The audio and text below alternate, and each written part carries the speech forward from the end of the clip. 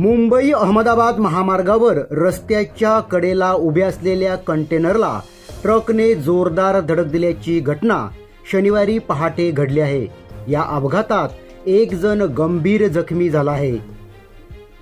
महामार्गावर कंटेनर हा गुजरात वाहिनीवर अलिफ ढाबा येथे रस्त्याच्या साईडला उभा असताना पाठीमागून येणाऱ्या ट्रकने कंटेनरला जोरदार धडक दिली। या अपघातात ट्रकमधील क्लीनरला गंभीर दुखापत झाली आहे। पहाटे 5:45च्या सुमारास घडलेल्या या अपघाताची माहिती चिंचोटी वाहतूक पोलिसांना मिळाल्यानंतर पोलिसांनी घटनास्थळी धाव घेतली व अपघातात जखमी झालेल्या 30 ते 35 वर्षाच्या इसमास अँब्युलन्सने ऑर्बिट हॉस्पिटल काशिमिरा येथे रवाना केले आहे। पोलिसांनी अपघातग्रस्त वाहने रोडच्या बाजूला करून महामार्गावरील वाहतूक सुरळीत केली।